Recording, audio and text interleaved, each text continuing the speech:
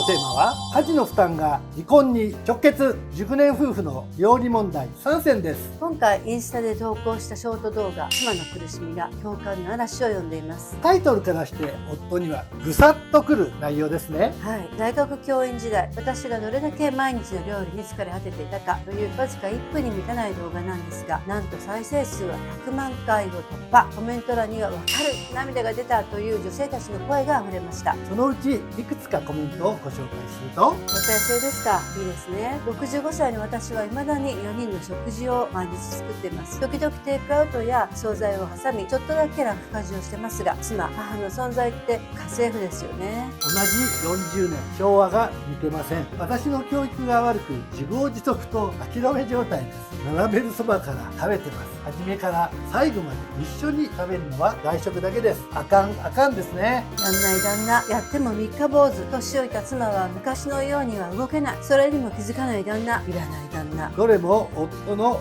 胸にキリキリ刺さりますが、特に最後のコメントはやられますよね。いいねも5000以上ついてるでしょ。どれほど多くの妻が共感しているかなんですよね。で、今日は実際家事、特に料理の負担が具体的にどれほど妻にのしかかっているのか、データも紹介しながら熟年夫婦の料理問題3つのポイントについて考えていきたいと思います。最後には夫のハードルを下げる方法もご紹介しますので、ぜひ最後まで聞いてくださいね。では、熟年夫婦の料理問題3選、その1は、これは妻への無言のプレッシャーです。やっぱり日本人妻はやりすぎだと思うんです。私は24年間大学で英語を教えてきたんだけど、同僚の多くが外国人で、彼らのランチを見てると、もう日本の愛妻弁当みたいなものは見たことはありません。お昼はせいぜい買ったサンドイッチ、リンゴとかクッキーとか食パンにチーズだけ挟んだものをジップロックに入れてくるなんていう人がほとんど。よく見かける幼稚園のキャラ弁なんかありえないです。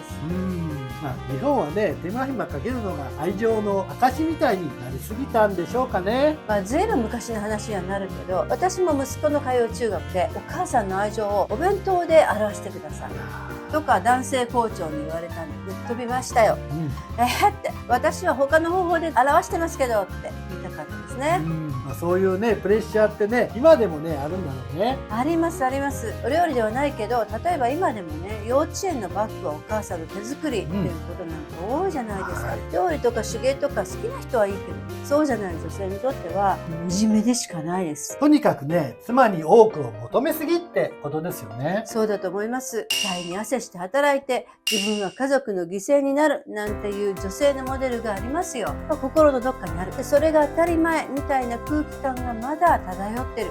最初にお伝えした Vlog のコメントを見ても多くの妻がぐっとこらえている様子がよくわかります。ぐっとこらえて爆発する、これは危ないですね。特に熟年世代では自分の母親からダイレクトに受け継いだものがありますから、そうなるとできない自分をどっかで責める。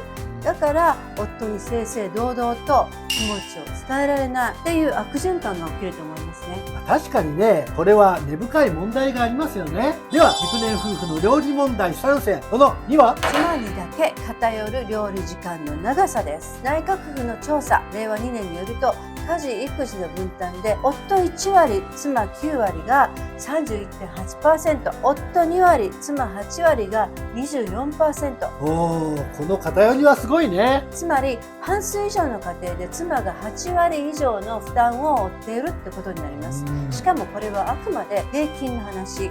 年齢が上がるほど妻の家事の負担はさらに大きくなる傾向があるんですね。それが熟年離婚に直結するわけですね。そうそう。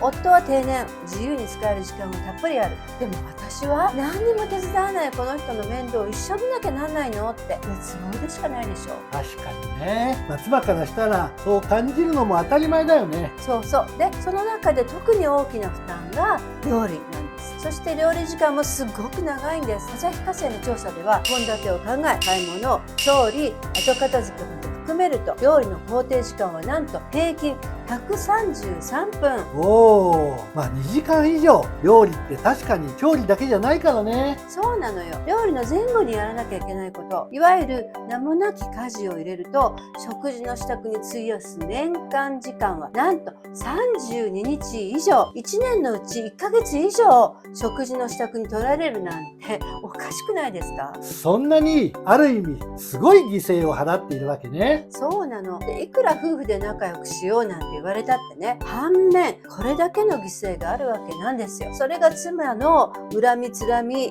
ね、重なった怨念になるのもわかるでしょ？いやー、その怨念怖いですね。では最後に熟年夫婦の料理問題3選、その3は夫婦のコミュニケーション不足です。これはよく言われることだけどね。そうですね。2024年のオンライン版ハルメクでは、日本で会話時間が1日30分未満の夫婦が5割という衝撃的なデータが紹介されています。わあ、衝撃的ですよね。まあお互い忙しすぎて話す時間がなかなか取れないっていうことがね、現実なんでしょうね。そうね。でそんな生活がずっと続いてきた熟年世代にとって、料理についての不満を話して対処していくなんてかなりハードルが高いと思うんですよ。確かにね。だから妻は黙ってどんどん不機嫌になったり、突然爆発したりするケースが多いんだね。いただいたね、コメントをよく読むとよくわかるわ。この背景がね。そうなんです。でもね、料理問題を解決したかったら、まずは言葉にしてちゃんと夫に伝えること、夫婦のコミュニケーションを今からでも取っていくことが大切だと思います。ただ夫に料理しろって頭ごなしに言うのではなくて、料理の負担を軽くすることで、これからの人生がどう変わるのか、もっと軽やかに楽に過ごせるようになるのか、その自由さが自分にとってはすごく大事という話し合いをね、